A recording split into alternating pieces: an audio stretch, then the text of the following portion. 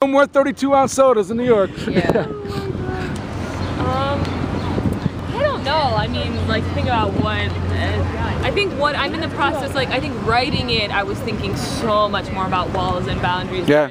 Now I'm really totally invested in the, like, directing process and what that works. I mean, it's amazing. I'm working with, like, an all-female cast.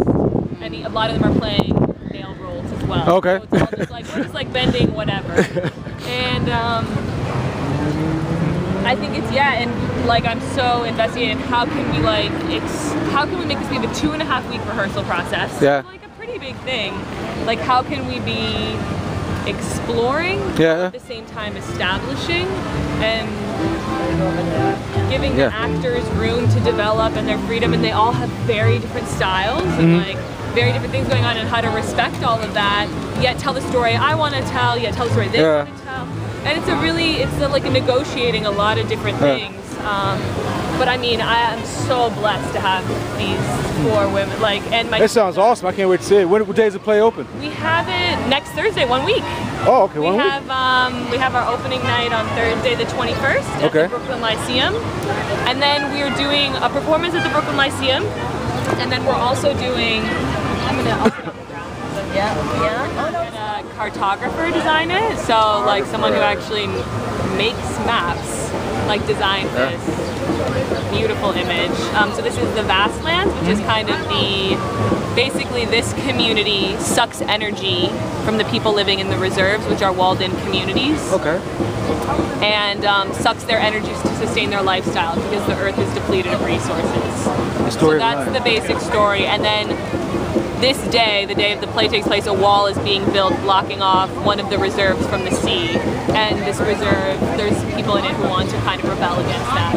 So it's the story of characters on each side of the wall, and every actor plays one character on each side of the wall. So like, they'll play, there's a family, they'll play like a sister, but then they'll also play like a soldier.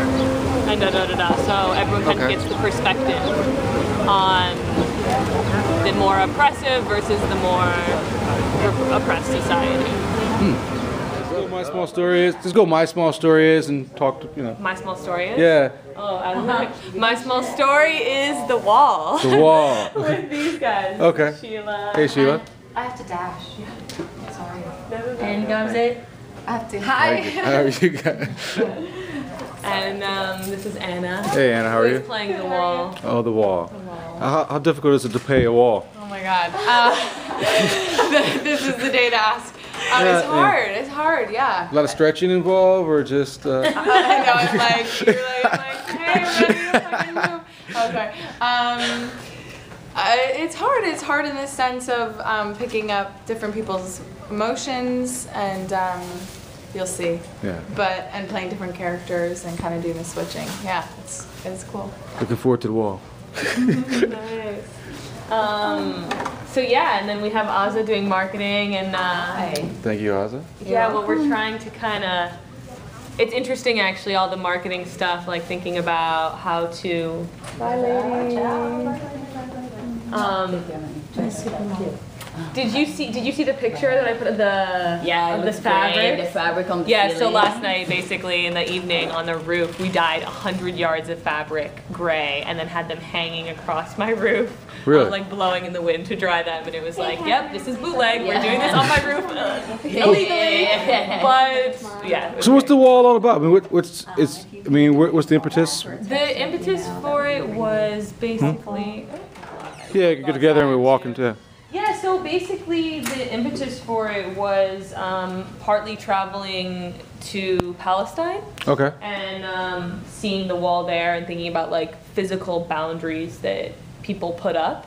And then I had personally gone through some losses, both due to death and in relationships with people, that made me start building up my own kind of interior walls, and I noticed myself closing off in certain ways, and so I was trying to like investigate the idea of external and internal barriers and why we put walls up, why we break them down, and that whole kind of thing. And it turned into this play.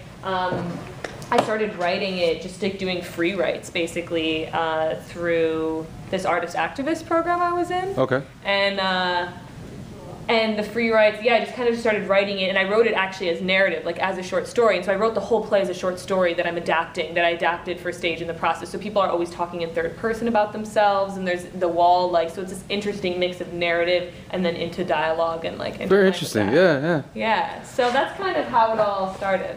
There's probably a list of various types of walls now you've probably come up to with that. Yeah, thinking. I mean, it's interesting based on like. So one of the cast members grew up in Germany, and so like her experience, and she knew a lot of references in terms of the Berlin Wall, whereas another girl in the cast also has spent time in Palestine and done a lot of activism around that. So a lot of this relates to what her and I thinking about Palestine. But it's really interesting how, because it's a science fiction play, because it's allegorical, not really set anywhere in particular, that it can then apply like across the board, which is great. Where are you from? I grew up in Michigan and Germany. And I'm from Detroit, by the way. Are you? Yeah. Okay. I grew up in the suburbs of Detroit till I was like 10. Okay. And my mom is from Nebraska and my dad is from Lebanon.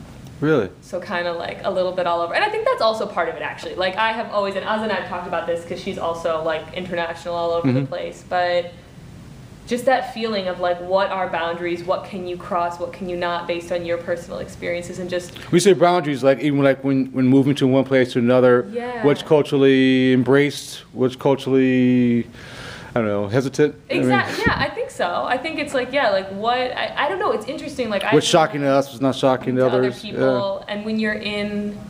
Like, I think it's interesting how certain things in your own society, like certain things I wouldn't do in the States because, or certain boundaries I wouldn't cross as like an American, and because of the strict, whether it's, who knows, whether it could be class or racial boundaries or whatever, certain things you're like, oh, I shouldn't do this because that's what I've been, I'm going to say, indoctrinated to do. Yeah. But when I'm in like another country, I don't know any of those boundaries. So like, I'm like, oh, I can do this, and people forgive me for it because I'm a foreigner or whatever. Do you feel like more like you're Lebanese, or you feel like you're more American, or are you being perceived by other people? I mean, like. I think it's just that term, the third culture kid. Third culture kid. Yeah, just like parents from two different countries and then grew up in another country.